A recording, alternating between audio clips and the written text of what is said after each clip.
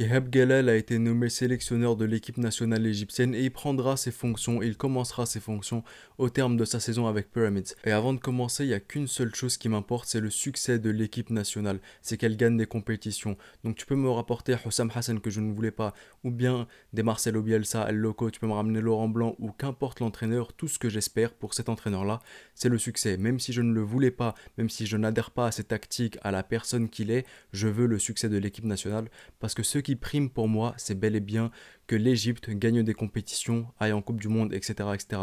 Donc même si vous ne vouliez pas Ihab Gelel, que vous vouliez par exemple Hassan Shahat à son retour, ou bien Hossam Hassan pour sa grinta, etc., etc., aujourd'hui c'est Ihab Gelel et on doit l'accepter, et on doit le soutenir pour qu'il puisse vraiment accomplir des choses avec l'Égypte, parce que au final, ce qui importe, c'est vraiment les étoiles sur le maillot qu'on a et pouvoir se qualifier en Coupe du Monde. Mais bien entendu, être derrière lui, ça ne nous empêche pas de critiquer son CV, qu'est-ce qu'il peut accomplir, quels sont les défauts de Ihab Gelel, quelles sont ses qualités, est-ce qu'il va réussir avec l'équipe nationale égyptienne, qu'est-ce qu'on peut attendre d'Ihab Gelel, qu'est-ce qu'on lui demande, est-ce le bon choix en quelque sorte.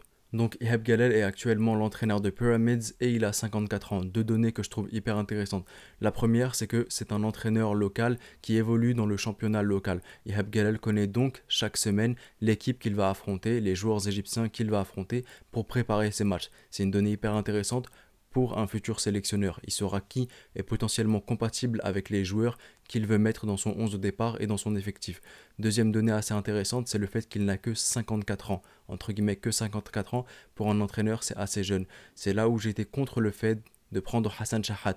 Si tu as l'optique de prendre cet entraîneur-là jusqu'à la Coupe du Monde 2026. Shahat a actuellement 72 ans, tu lui rajoutes 4 ans, malheureusement à 76 ans, je ne veux pas qu'on traite Hassan Shahat de vieux coach sénile dans 2 ans, 3 ans, parce qu'il perd en lucidité, en réflexion, etc. etc. Ehab Galel n'a que 54 ans. Dans 4 ans, il en aura 58. Il est assez jeune. Il aura encore toute sa tête, toute sa lucidité. Donc, c'est un point aussi important à prendre en compte. Troisième des choses qui me faisait là ne pas vouloir Hussam Hassan et potentiellement quelqu'un comme Ehab Galel, c'est sa personnalité et c'est son attitude. Je ne veux pas quelqu'un qui n'est pas dans le politiquement correct. Je veux vraiment quelqu'un de calme. Certains me diront ça va manquer de grinta, mais je pense que le football a tellement évolué que la grinta passe après la tactique et le fait d'être posé. On a vu Carlos Queiroz qui était très très calme sur son terrain avec ses joueurs, pourtant ça ne les a pas empêchés d'aller loin et de faire de belles choses.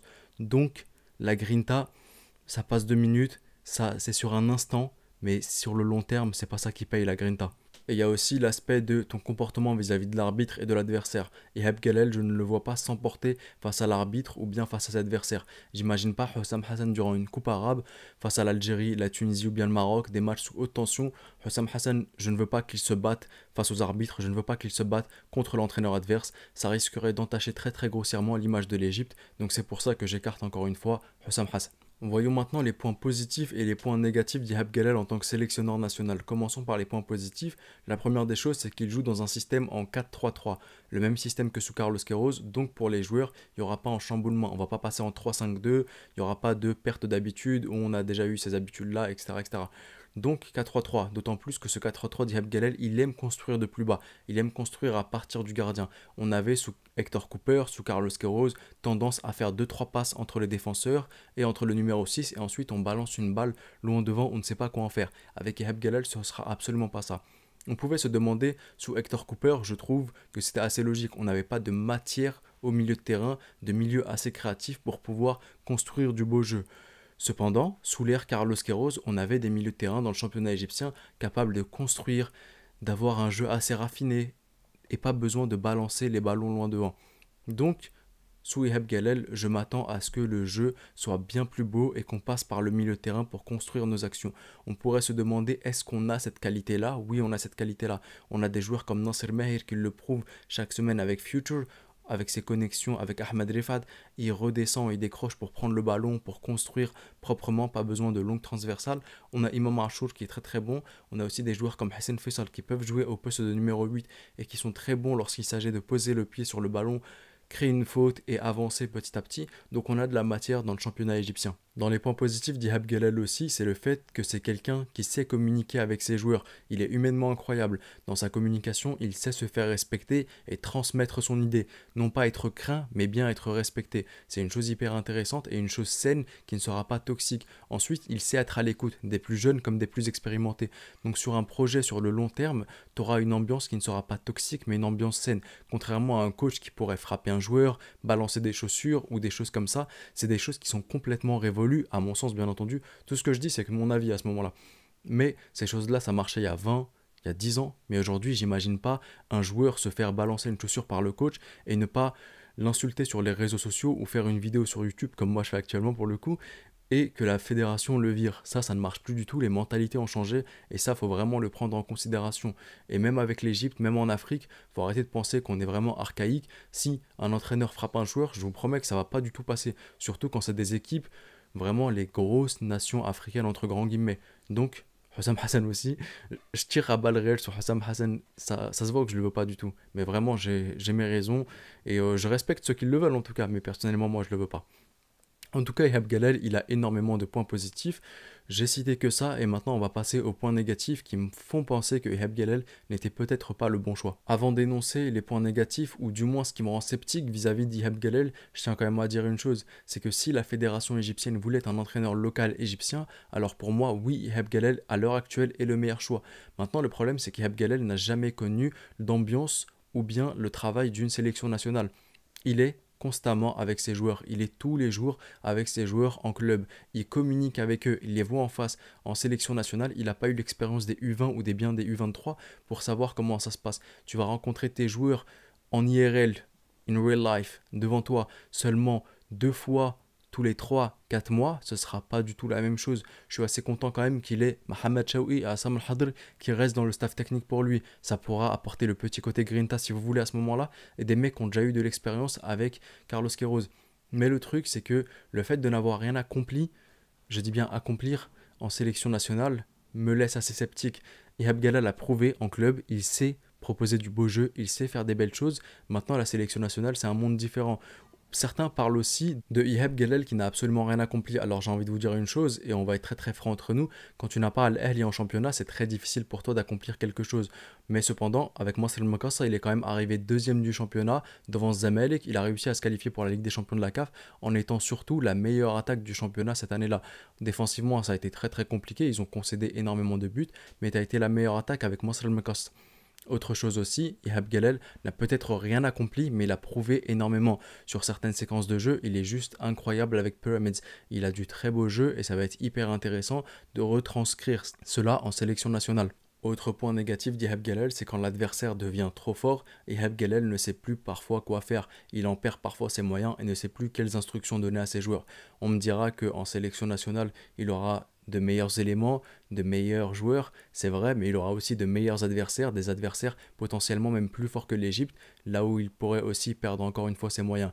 Donc c'est sur ces points-là que je suis sceptique vis-à-vis d'Ihab Galal. C'est son manque d'expérience en sélection nationale face à des adversaires très très forts, et surtout le fait qu'il perd parfois ses moyens en championnat, quand il rencontre Al-Ahli 3-0, quand il rencontre Zamalek 3 buts aussi, donc c'est parfois assez compliqué pour lui. Maintenant, la question de savoir qu'est-ce que recherche la sélection nationale égyptienne en prenant Ihab Galal et qu'est-ce qu'on peut attendre d'Ihab Galal sur la prochaine compétition et les prochaines années, à savoir la Coupe d'Afrique des Nations 2023-2025 et aussi les qualifications à la Coupe du Monde 2026.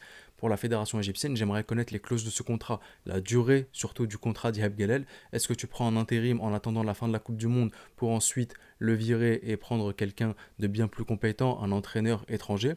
Ou bien Ihab Galal a un contrat à durée indéterminée avec certaines restrictions, à savoir par exemple l'élimination en huitième de finale de la Coupe d'Afrique des Nations 2023, tu seras viré, on prendra quelqu'un d'autre. J'aimerais connaître vraiment les clauses majeures de ce contrat-là, à savoir la durée et qu'est-ce qui pourrait faire en sorte que Ihab Galal puisse être viré. Ensuite, il y a le petit côté assez radin, on va pas se mentir, que Ihab Galal va coûter bien moins cher qu'un entraîneur étranger. Même carrément, Ihab Galal perçoit un salaire inférieur à celui que touchait Hossam El Badri. Donc pour vous dire qu'en termes d'économie, et si tu es assez radin et que tu veux garder de l'argent, oui, Ihab Galal c'était intéressant pour la fédération égyptienne. Désolé si mon débit de parole il est vraiment très lent et que parfois voilà, je me perds dans mes mots, mais je suis tellement fatigué et vous comprendrez pourquoi. Et d'ailleurs, n'hésitez surtout pas à vous abonner les gars, à mettre un petit pouce bleu. En plus, on est à 500 abonnés environ, d'être 10 000 abonnés sur cette chaîne. Donc un grand merci à tous ceux qui s'abonnent et je compte sur vous. Maintenant, qu'est-ce qu'on peut attendre d'Ihab Galel sur la Coupe d'Afrique des Nations 2023? Honnêtement, comme à chaque compétition, l'Égypte, de par son statut, est toujours favorite. Mais qu'est-ce que j'attends de la Coupe d'Afrique des Nations 2023? J'attends pas grand-chose honnêtement de la part d'Ihab Galel. Ça va être compliqué pour lui, ce sera sa première compétition. Maintenant, je le jugerai plutôt s'il est toujours là en 2025. Il aura eu énormément de temps pour pouvoir prendre de l'expérience en sélection nationale et faire quelque chose. Donc c'est à ce moment-là que je vais le juger. Il ne faut pas qu'on vise directement la Coupe d'Afrique des Nations 2023. Il faut vraiment qu'on soit un minimum patient. Si on veut réaliser quelque chose, il faut donner du temps à Ihab Galel et pas à chaque fois que quelqu'un échoue, on le dégage. Maintenant, on a quelqu'un avec une philosophie de jeu, du jeu, quelqu'un qui a proposé quelque chose, un entraîneur local. Je ne sais pas si le fait que Jamal Belmadi en 2019 était local et qu'il a gagné, à l'UCC en 2021-2022 était local et qu'il a gagné, ça a poussé la fédération à prendre un local aussi. J'espère qu'en tout cas pour nous, ça marchera aussi. Mais ce que je veux, c'est qu'on donne vraiment de la patience, qu'importe qui aurait été le coach, qu'importe si ça avait été Hossam Hassan, que je n'apprécie pas vraiment, mais j'aurais été vraiment derrière lui. Et Ihab Galel, je veux aussi qu'on soit derrière lui. Il faut lui laisser du temps. Je pense que il prendra cela en considération et qu'il fera de bonnes choses avec cette sélection nationale. En conclusion, certes, je ne voulais pas un entraîneur local, je ne voulais donc pas Ihab Galel, mais maintenant il est là et maintenant j'espère toute la réussite du monde pour lui parce que comme je vous l'ai dit au tout début, tout ce qui m'importe, c'est le succès de l'équipe nationale égyptienne et que l'Égypte gagne. J'espère que la vidéo vous aura plu. N'hésitez pas, vous, à me mettre votre avis en commentaire, à me dire si vous êtes sceptique, si vous n'êtes pas sceptique, qu'est-ce que vous attendez d'Ihab Galel, notamment sur la prochaine Coupe d'Afrique des Nations ou même sur le long terme. Est-ce qu'on doit le virer dès l'instant où il aura potentiellement peut-être échoué en Coupe d'Afrique des Nations 2023? Je me ferai un plaisir de tous vous lire. Prenez soin de vous et de vos proches et je vous dis... Arrivederci.